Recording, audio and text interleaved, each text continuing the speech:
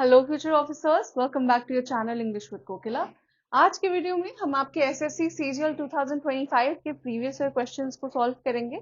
ये जो क्वेश्चन है आपके एडुक्विटी पैटर्न पे बेस्ड होंगे और ये जो पर्टिकुलर सेट है ये 14 सितंबर 2025 में पूछा गया है। शिफ्ट 1 के क्वेश्चंस हैं ये, ठीक है। So let's come to our first question. Select the most appropriate synonym of the given word juvenile. Juvenile का मतलब होता है कोई ऐसी चीज जो बच्चों से रिलेटेड है, juvenile, ओके। ऑप्शंस देखो, adult, wise, childish और mature। तो राइट आंसर क्या हो जाता है? childish। आपको अगर juvenile का मतलब पहले से नहीं पता है तो आप इधर देखिए, adult, wise and mature ये सारे वर्ड्स एक दूसरे से रिलेटेड हैं, राइट। अडल्ट, वाइज, मच्योर ये सारी चीजें रिलेटेड है और यहाँ पे ऑड वन आउट चाइल्डिश हो गया, राइट। तो चाइल्डिश आपका राइट आंसर हो जाता है। इस तरीके से भी आप आंसर क्या है उसका अंदाजा लगा सकते हैं। जुवेनाइल का मतलब चाइल्डिश, ओके। नाउ बरी द हैचेट, इस ईडियम का मीनिंग आपको चूज करना है। द ईडियम इज बरी द हैचेट। हैचेट क्या होता है? एक तरीके का हथियार है, वेपन है, ठीक है। इट इज अ वेपन, बरी द हैचेट। तो बरी करना, किसी वेपन को दफना देना, इसको हम किस तरीके से ले सकते हैं? It is a peace agreement, ठीक है। शांति का अग्रीमेंट है, it is a peace agreement. तो ऑप्शन देखो, to reconcile after a conflict, to deepen hostility, to run away, to forget someone's name. Right answer क्या हो जाता है? राइट आंसर हो जाता है to reconcile after a conflict. किसी मतभेद के बाद, कॉन्फ्लिक्ट के बाद, झगड़े के बाद जब आप मिल जाते हैं, रिकंसाइल कर जाते हैं, तो हम इस इडियम का यूज करते हैं, बरी the hatchet, okay. It is sort of a peace agreement, ठीक है। Now select the most appropriate antonym. The word is extirpate. extirpate का मतलब क्या होता है? extirpate किसी चीज को जड़ से खत्म कर देना, उसे हम कहते हैं to extirpate. Now ऑप्शन देखिए, exterminate, establish, uproot, eradicate. What is the right answer? exterminate, establish, uproot, eradicate. Eradicate का मतलब भी होता है किसी चीज को खत्म कर देना, ठीक है। अपरूट का मतलब भी होता है किसी चीज को जड़ से खत्म कर देना। एक्सटर्मिनेट तो बहुत कॉमन वर्ड है, आपने सुना होगा। टर्माइट जो दीमक होती है ना, उसको अगर खत्म करना है, उसे मारना है तो टर्माइट एक्सटर्मिनेटर हम लाते हैं, राइट। तो ये सारे वर्ड्स, इन तीनों वर्ड्स का मतलब क्या है? किसी चीज को जड़ से खत्म कर देना। तो वो एक्सटर्पेट का सिनोनिमस हो गया। और हमें क्या करना है? एंटोनिम चूज करना है। Your right answer is establish, ठीक है। स्टैब्लिश करना, किसी चीज को सेटअप करना। और एक्सटर्मिनेट, अपरूट, इरेडिकेट इसका मतलब होता है किसी चीज को खत्म कर देना, ठीक है। नाउ मिस स्पेल्ड वर्ड आपको आइडेंटिफाई करना है, देखना है कि इन चारों में से किसकी स्पेलिंग गलत है। देखो, एम्बैरेसमेंट, एम्बैरेसमेंट की स्पेलिंग बिल्कुल ठीक है, तो this is not your answer. Indispensable, in this, one second, in dispensable, this is the right spelling of indispensable, ठीक है। कैमोफ्लाज, कैमोफ्लाज की स्पेलिंग बिल्कुल ठीक है। इसको कैसे प्रोनाउंस करोगे आप? What is this called? Rendezvous, ठीक है। रॉन्डेवू, इसका मतलब होता है कोई अग्रीड टाइम जिस पे आप कोई मीटिंग कर रहे हैं, ठीक है। कहीं पे आप मीटिंग करने जा रहे हैं, किसी से मिलने जा रहे हैं, उसको हम कहते हैं रॉन्डेवू। कैमोफ्लाज, किसी चीज को छुपाना, कैमोफ्लाज करना, हाइड करना। इंडिस्पेंसिबल का मतलब होता है कोई ऐसी चीज जो बहुत ही ज्यादा जरूरी है, बहुत ही ज्यादा नेसेसरी है, ठीक है। एम्बैरेसमेंट का मतलब हमें पहले से पता है। राइट आंसर क्या है? Option B. वाई? क्योंकि इसकी स्पेलिंग में एरर है। यहाँ पे देखिए, इन डिस्पेंसिबल, ए होता है यहाँ पे, आई नहीं, okay. Now correct spelling of the early film based compound. एक फिल्म बेस्ड कंपाउंड है विच इज कॉल्ड नाइट्रोसेल्यूलोज, ठीक है। उसकी स्पेलिंग आपको चूज करनी है। फिल्म बेस्ड कंपाउंड है ये, ठीक है, nitro cellulose, this is the spelling, ठीक है। अब यहाँ पे देखिए नाइट्रो सेल्यूलोज, ये स्पेलिंग गलत है, यहाँ पे डबल एल है। Nitra, this is also wrong, nitrocellulose, this is your right answer. हाँ, ये भी गलत है, यहाँ पे डबल एल होना चाहिए था। This is your right answer, option B is your right answer, ठीक है। A person who eats excessively or greedily, one word substitution का क्वेश्चन है ये आपका। एक ऐसा इंसान जो बहुत ही ज्यादा खाता है और बहुत ही भूखे तरीके से खाता है, बहुत ही ग्रीडी तरीके से, लालची तरीके से। राइट आंसर क्या है? ऑप्शन देखो, glutton, gourmet, epicure, sybarite. What is your right answer? Glutton का मतलब होता है कोई ऐसा इंसान जो बहुत ही एक्सेसिवली, बहुत ही ग्रीडी तरीके से खाना खा रहा है, बहुत ही अजीब तरीके से खा रहा है, तो उसको हम ग्लटन कहते हैं, ठीक है। तो ये आपका राइट आंसर हो जाता है। गोरमे का मतलब क्या होता है? कोई ऐसा इंसान जो कॉनसॉर है, ठीक है, या फिर एक्सपर्ट है फाइन डाइनिंग का, उसे हम कहते हैं गोरमे। एपिक्योर का मतलब क्या होता है? कोई ऐसा इंसान जो फाइन डाइन इंजॉय करता है, उसे पसंद है फाइन डाइनिंग, उसे हम कहते हैं एपिक्योर। साइबराइट, कोई ऐसा इंसान जो लग्जरी में बहुत खर्च करता है, बहुत ही लग्जूरियस लाइफस्टाइल जीता है, उसे प्लेजर से बहुत ज्यादा प्यार है, लग्जरी से बहुत ज्यादा प्यार है, उसे हम कहते हैं साइबराइट, ठीक है। तो राइट आंसर क्या हो जाता है आपका? Glutton. Now excuse me, next question. The finance minister's statement was laden with caveats. None of dash were explained. caveats का मतलब क्या होता है? यहाँ पे आप देखिए, the finance minister's statement was laden with caveats. caveats का मतलब होता है warnings, ठीक है, या फिर conditions,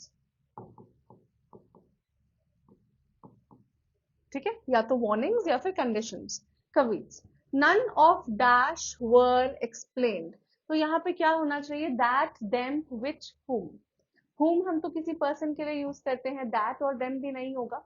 राइट आंसर क्या हो जाता है? which। क्यों?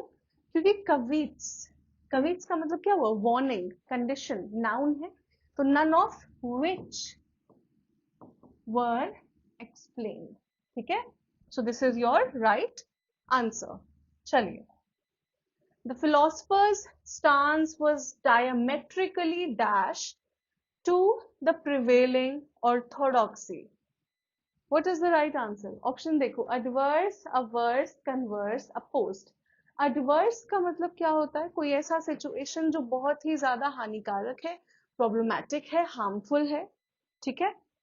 अवर्स का मतलब किसी चीज को बहुत ज्यादा डिसलाइक करना, नापसंद करना, having strong dislike for something, तो हम वहां पे अवर्स का यूज करते हैं।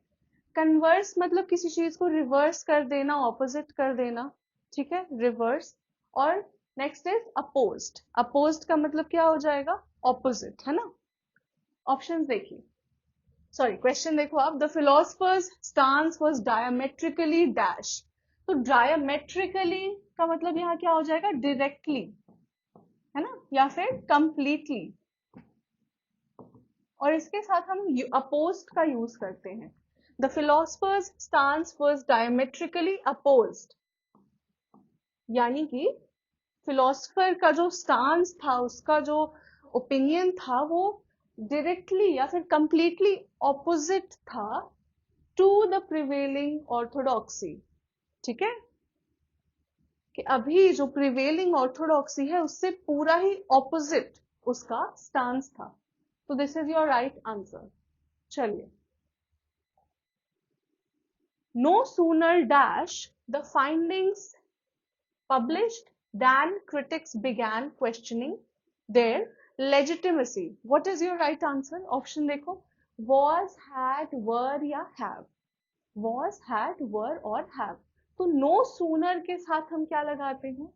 no sooner के साथ हम past perfect में लगाएंगे, had लगाएंगे, ठीक है। was नहीं होगा, were नहीं होगा, have नहीं होगा। no sooner had, no sooner had the findings published, auxiliary verb लगाएंगे हम पास्ट परफेक्ट टेंस में। तो no sooner had the findings published then critics began questioning their legitimacy. Now, the policy aims to neither penalize first time offenders nor those who may have violated norms due to systematic ambiguity rather than deliberate intent. यहाँ पे आपको error detect करना है.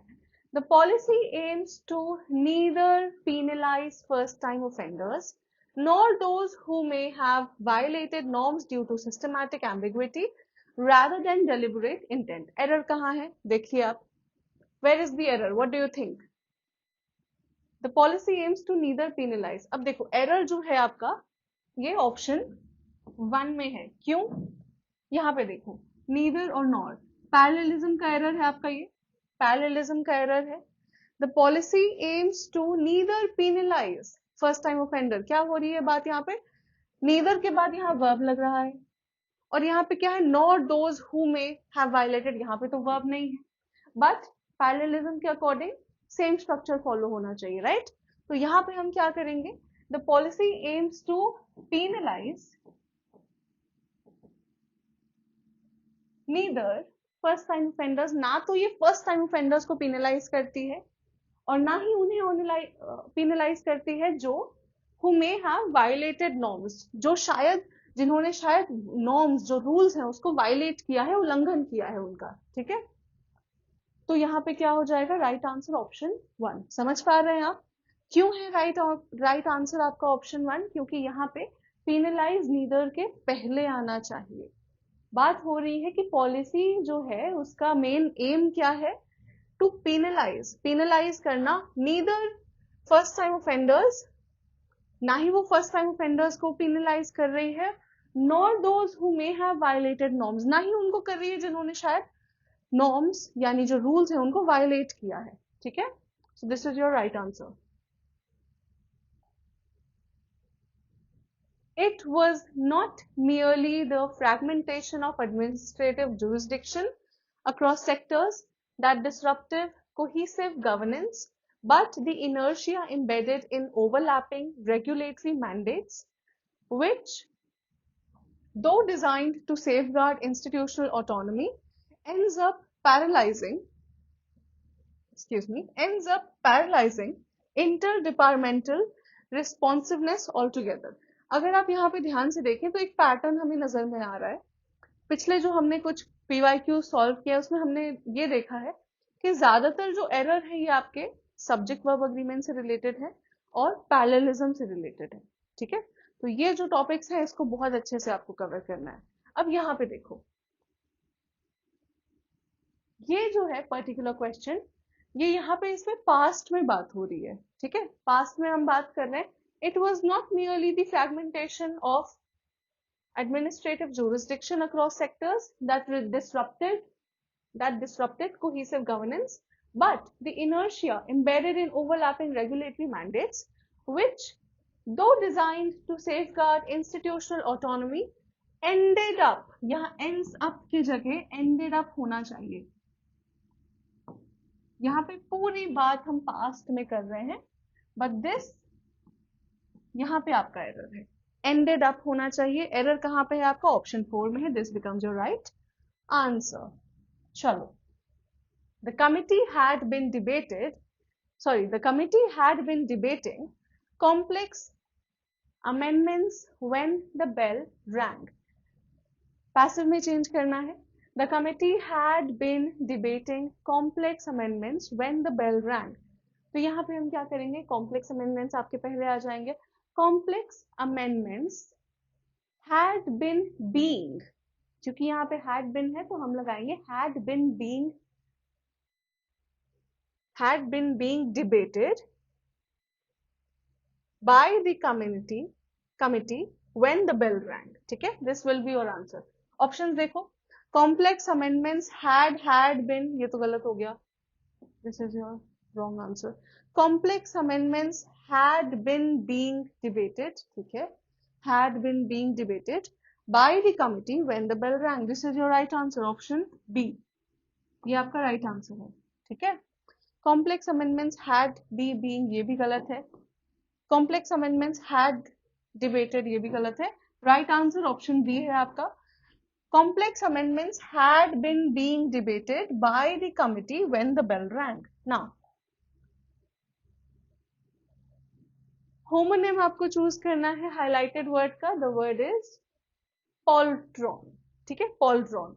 The knight raised his pauldron before mounting. Pauldron का यहाँ पे क्या मतलब है? ये एक आर्मर है, ठीक है,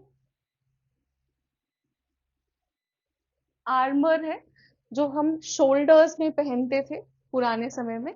ये शोल्डर्स को प्रोटेक्ट करने के लिए होता था। आर्मर यानी आप समझते हैं कवच, जिसे आप हिंदी में कहते हैं। तो ये कवच का एक हिस्सा था जिसको हम शोल्डर्स पे पहनते थे अपने शोल्डर्स को बचाने के लिए, तो उसको हम कहते थे पॉल्ट्रॉन। अब यहाँ पे देखिए, the blacksmith polished the steel pauldron, similar meaning है, तो ये तो आपका आंसर नहीं होगा। The art historian admired the engraved pauldron of the effigy. effigy क्या होता है? effigy पुतला कहते हैं हम, किसी चीज का पुतला बनाते हैं जो मोस्ट ऑफ द टाइम्स ये लाइफ साइज होते हैं। जैसे रावण का हम पुतला बनाते हैं तो उसको हम एफिजी कहते हैं इंग्लिश में, ठीक है। तो बात क्या हो रही है? Art historian admired the engraved pauldron, ये भी सिमिलर है, pauldron of the effigy, यानी वही जो कवच आप पहनते हैं शोल्डर पे।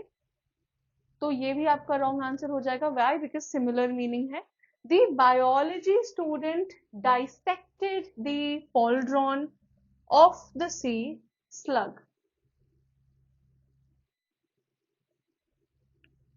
यहाँ पे एल होना चाहिए था, एरर है यहाँ पे थोड़ा सा, ठीक है। Now the biology student dissected, dissected मतलब किसी चीज को आप काट के डाइसेक्ट करते हैं ना। The biology student dissected the pauldron of the sea slug, sea slug के पॉल्ड्रॉन को। ये एक बायोलॉजी से रिलेटेड टर्म है, सी स्लग का कोई पार्ट होगा, बॉडी पार्ट होगा, है ना। तो ये एक बायोलॉजिकल टर्म हो गया। अब यहाँ पे मीनिंग बदल गई, right.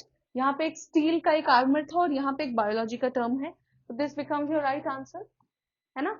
The museum displayed a 15th century Italian pauldron, ये भी सिमिलर मीनिंग है, तो ये रॉन्ग हो जाता है आपका। राइट आंसर क्या है? इस पॉल्ड्रॉन का मतलब होता है कवच, और इस पॉल्ड्रॉन का एक बायोलॉजिकल मीनिंग है, राइट, एक बायोलॉजिकल टर्म है। A letter is written to the editor by the citizen every week. क्या करना है आपको? एक्टिव वॉइस में चेंज करना है। A letter is written to the editor by the citizen every week.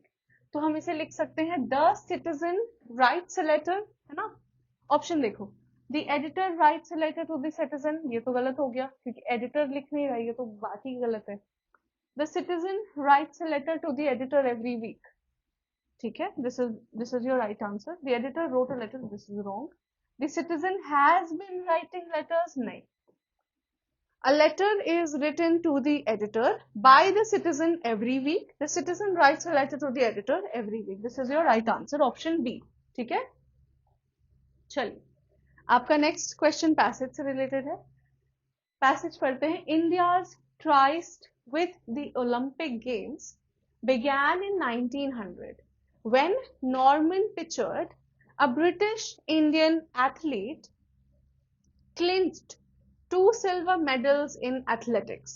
However, it wasn't until 1928 Amsterdam Olympics that India emerged as a formidable force in hockey, winning its first team gold. What followed was a golden era where the Indian men's hockey team dominated the Olympic area with 8 gold medals between 1928 and 1980, an unmatched legacy. Despite this early excellence, India's Olympic journey has been riddled with inconsistencies. Post 1980, a conspicuous medal drought gripped the nation, exposing systematic inefficiencies, lack of infrastructure, inadequate training, and minimal grassroots scouting. Athletes often relied more on personal resilience than institutional support, to achieve global recognition. The 21st century, however, was ushered in a phase of cautious optimism with the establishment of bodies like the Target Olympic Podium Scheme, TOPS, and increased corporate sponsorship. Indian athletes now enjoy improved access to international level coaching, nutrition, and psychological training.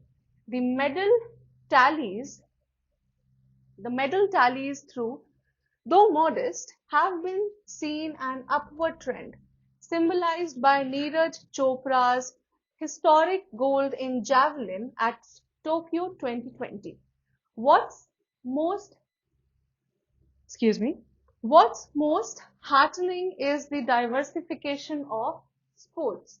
No longer confined to hockey and wrestling, India is now making strides in disciplines like badminton, shooting, boxing, and athletics. Equally noteworthy is the rising representation and success of Indian women athletes who have frequently been the torchbearers in recent Olympic outings. Yet, challenges remain. The transition from the potential to podium demands long-term investment, scientific sports management, and societal encouragement that transcends cricket-centric fandom. While India's Olympic identity is still evolving, the collective ambition is clearer than ever to transform from a participant nation into a sporting powerhouse. Okay? Questions देखिए. When did India first win an Olympic team gold medal? Options हैं 1900 Paris, 1936 Berlin, 1928 Amsterdam, 1948 London. Right answer क्या है आपका? 1928 Amsterdam. देखो यहाँ पे. See. It wasn't until the 1928 Amsterdam Olympics that India emerged as a formidable force in hockey, winning its first team gold. Okay? So this is your right answer. Now, what major issue plagued India's Olympic performance post 1980? Options देखिए. Limited fan interest, over dependence on cricket, systematic inefficiency in sport, या फिर lack of global tournaments. क्या होगा right answer? हाँ, major issues क्या थे जो आपके ओलंपिक परफॉर्मेंस में आ रहे थे इंडिया के? क्या था? सिस्टमैटिक इनएफिशिएंसी था स्पोर्ट्स में, है ना? सिस्टम में ही कुछ कमी थी स्पोर्ट्स के रिलेटेड. यहाँ पे देखिए,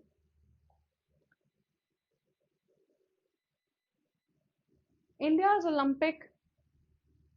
Olympic journey has been riddled with inconsistencies. Post 1980, conspicuous medal drought gripped the nation, exposing systematic inefficiencies, जिसमें था lack of infrastructure की कमी थी, ट्रेनिंग सही से नहीं हो रहे थे, है ना? ग्रास रूट स्काउटिंग मिनिमल था, right? So this is your right answer. ठीक है? Now, which initiative is mentioned as a game changer in recent Olympic preparation? Options देखो. Mission Khel Udaan, Mission Olympic Gold Hunt, Fit India Movement, या फिर Target Olympic Podium Scheme TOPS. तो हमने देखा है कि इन सब में से सबसे ऊपर इसी का नाम है, राइट? इसका नाम हमने पैसेज में देखा है. ये तीनों पैसेज में मेंशन किए ही नहीं गए. देखिए,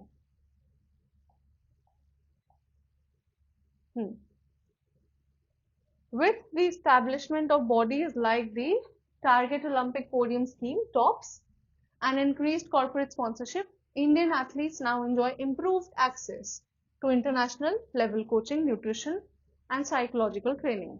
ठीक है? So your right answer is option D. चलिए. What recent trend is encouraging India's Olympic profile? Options देखो. Reduced investment in cricket, ये तो बात ही नहीं हुई. Domination in hockey again, no. Emergence of multiple sports and women athletes, yes. Decline of Western dominance, नहीं. Right answer क्या है? Option C. बात यही हुई थी ना कि Neeraj Chopra also won javelin throw में टोक्यो 2020 में। नीरज चोपड़ा ऑल्सो वन, और भी बहुत सारे स्पोर्ट्स आ रहे हैं। सी यहाँ पे कहाँ गया? हाँ, diversification of sports. What is most heartening is the diversification of sports. No longer confined to hockey. Hockey में सिर्फ बंधे हुए नहीं थे, हॉकी और रेसलिंग में। India is now making stride in disciplines like badminton, shooting, boxing, and athletics. Now, equally noteworthy is the rising representation and success of Indian women athletes, right? Who have frequently been the torch bearers in recent Olympic outings. So this is your answer, है ना? देखो, emergence of multiple sports जो emerge कर रहे थे, और women athletes, ठीक है। What is implied about India's Olympic aspiration? Options देखिए। They rely entirely on foreign coaching पे इंटायरली रिलाई करते हैं, निर्भर है? नहीं, this is not your answer. They aim for consistent participation, ये बात तो नहीं हुई। They are growing but need sustained reforms. They are limited to traditional sport. तो ट्रेडिशनल स्पोर्ट्स से लिमिटेड तो नहीं है, बच गया ये। This is your answer. They are growing, है ना। बात क्या हो रही है? What is implied about India's Olympic aspiration? इस पैसेज में क्या इम्प्लाई किया गया है, क्या दर्शाया गया है? तो ये दर्शाया गया है इंडिया के ओलंपिक एस्पिरेशन के बारे में कि ये ग्रो तो कर रहा है, बट इसमें रिफॉर्म्स, चेंजेस, डेवलपमेंट्स, इन सब चीजों की जरूरत है ना। So this is your right answer. Now choose the most suitable option to replace the highlighted part of the sentence. Highlighted part ये है। Had I known about the traffic, I will leave early. Would have left earlier, would leave early, had left earlier या would left earlier. What is your right answer? अब यहाँ पे देखिए, had I known about the traffic, अगर मुझे traffic के बारे में पहले से पता होता, will को हम would में कन्वर्ट करेंगे। I would have left earlier, मैं पहले निकल गई होगी। Option A is your right answer. Had I known about the traffic, I would have left earlier. It is high time you must change your habits.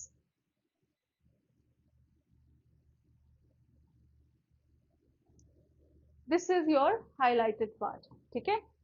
It is high time you must change your habits. Options देखो, changed your habits, must have changed your habits, change your habit या will change the habit. What is your right answer? सही answer क्या है? It is high time you changed your habits. This is your right answer. Option A, ठीक है। Now indirect speech में आपको convert करना है। He said do it right now. He said do it right now. Options हैं, he said do it immediately, he told to do it now, he told me to do it at once, he told me to do it, he told me do it right now. अगर यहाँ to लगता तो हम सोच सकते थे ये आपका सही आंसर हो सकता था, बट यहाँ to मिसिंग है, राइट। तो ये तो आपका आंसर है ही नहीं। He told me do it right now, this is wrong.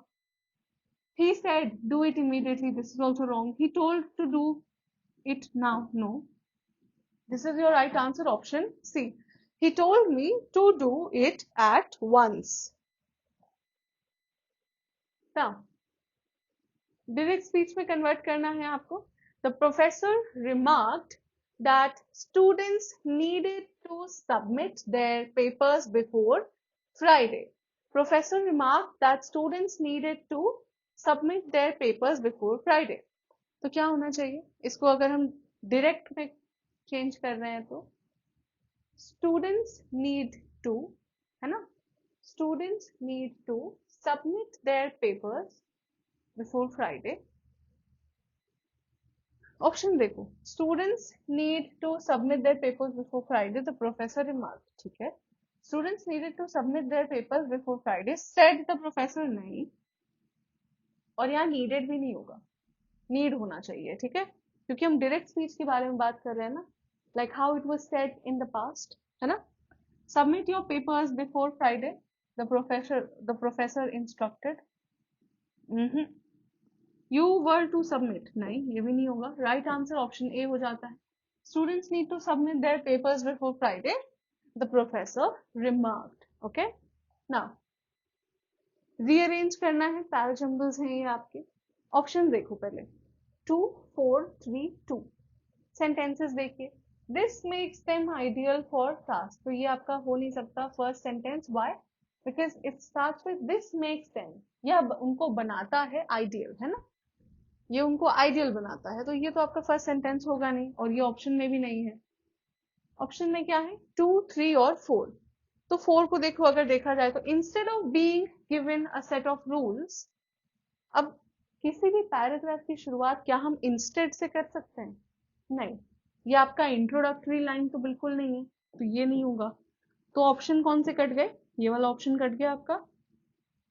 Now अगर 3 का देखा जाए, the algorithm improves its performance, ठीक है, या फिर machine learning is a subset of artificial art, इन दोनों में से कौन सा इंट्रोडक्टरी लाइन लग रहा है आपको? What do you think?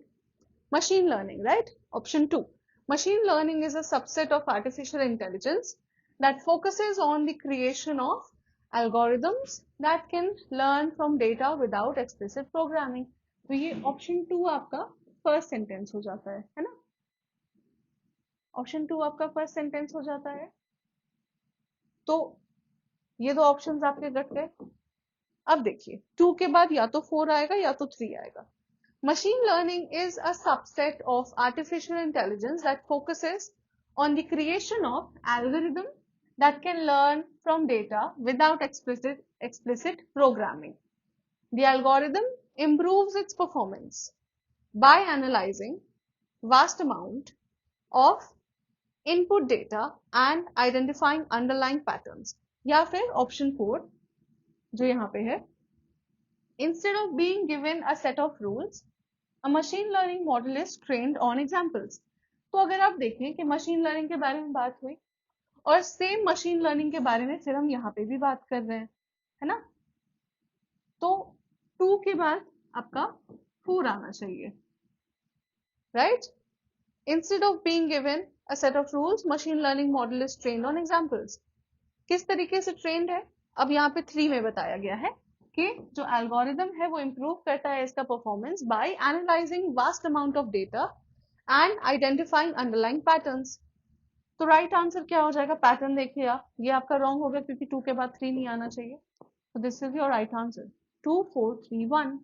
Okay, 2 4 3 and 1।